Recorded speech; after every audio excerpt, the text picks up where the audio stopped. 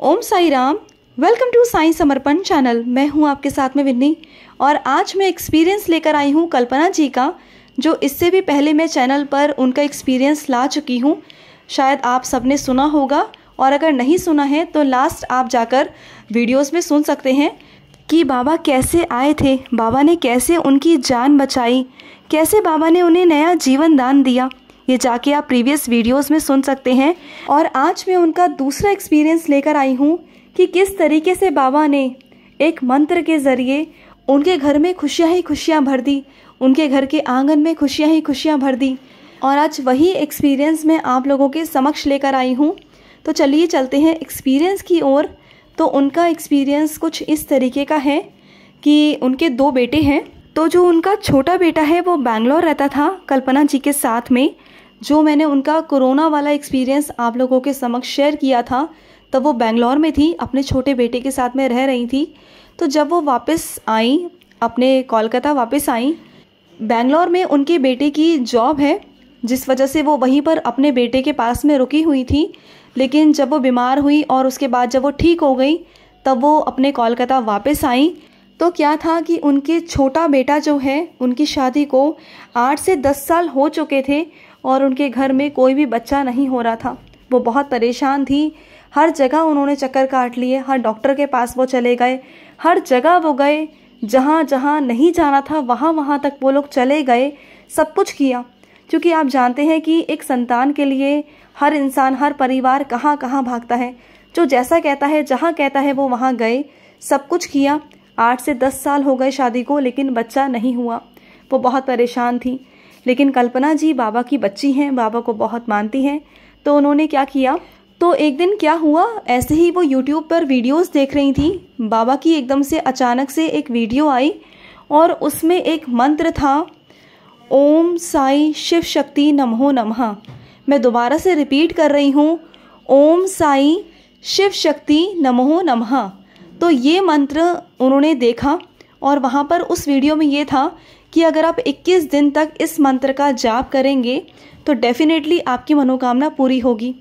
तो उन्होंने क्या किया, उसी बात को पकड़ लिया और उन्होंने 21 दिन तक ना यही वाला मंत्र, ओम साई शिव शक्ति नमो नमः, ओम साई शिव शक्ति नमो नमः, तो उन्होंने इस मंत्र का जाप करना शुरू कर दिया।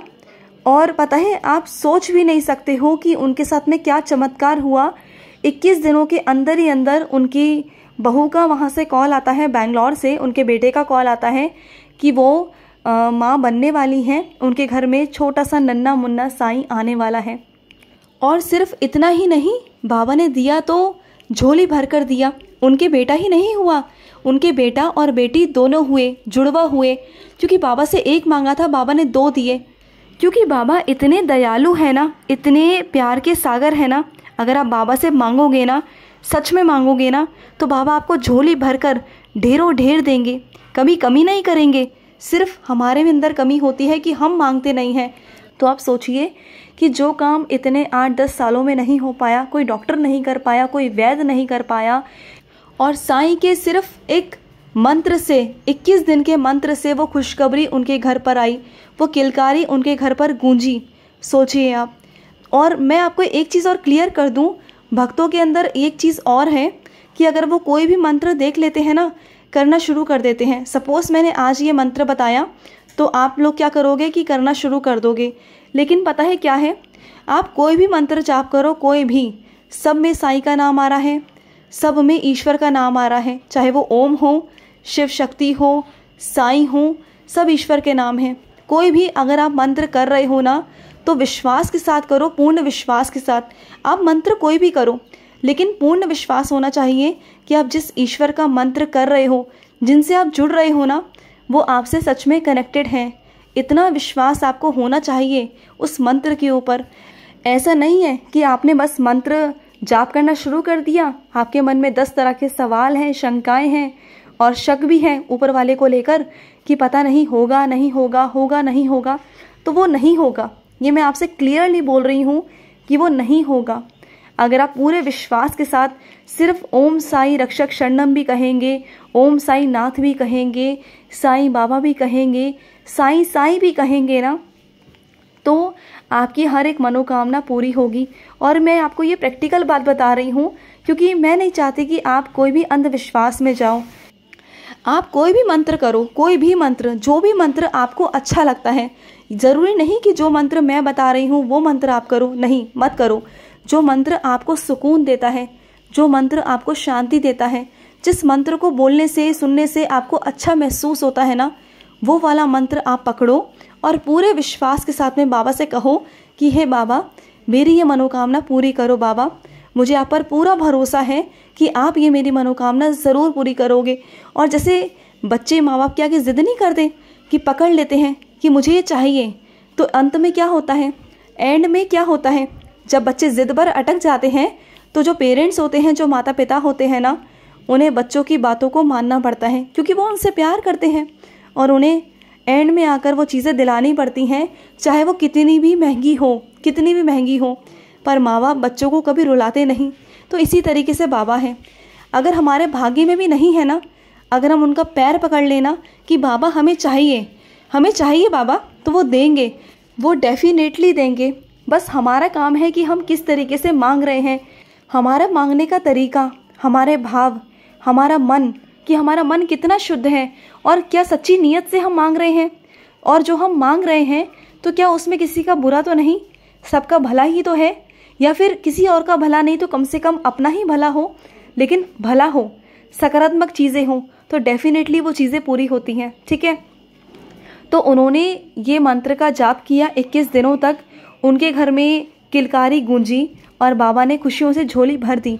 आप सोचो ना, जिसके घर में 8-10 साल से संतान ना हो, संतान की प्राप्ति ना हो, इतने परेशान हो, जगह जगह भटक लिए हो, सिर्फ और सिर्फ 21 दिन के मंत्रों के जाप से उनके घर में किलकारी गूंज गई। तो ये सब क्या है, ये सब विश्वास है, ये सब भाव है।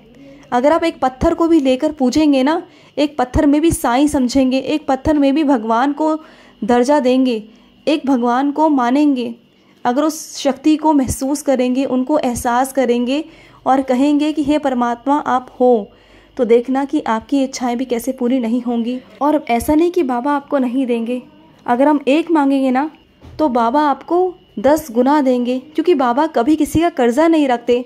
बाबा जिन बच्चों से बहुत प्यार करते हैं ना, बाबा उन्हें 1 से दुगना देते हैं, क्योंकि बाबा बहुत प्यार करते हैं अपने बच्चों से। जब वो देने पर आते हैं ना, तो वो कमी कभी नहीं छोड़ते। कमी हमारे अंदर है कि हम बाबा से कैसे मांग रहे हैं और हमारे भाव कैसे हैं। जब भी आप बाबा से प्रार्थना करें ना, कुछ भी मांगे, तो अपने भावों को देखें, हमेशा सकारात्मक होकर मांगे। जब आप सकारात्मक होकर मांगोगे ना, तो डेफिनेटली बाबा आपको देंगे, और देंगे नहीं, आपकी खुशियों से झोली भर देंगे, जो आप सोच भी नहीं पाओगे, पूरे विश्वास के साथ।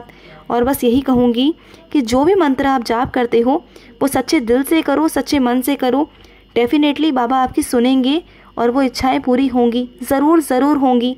आप करके देखना। तो चलिए मैं लूँगी समाप्ति। आई होप कि आपको ये एक्सपीरियंस अच्छा लगा होगा।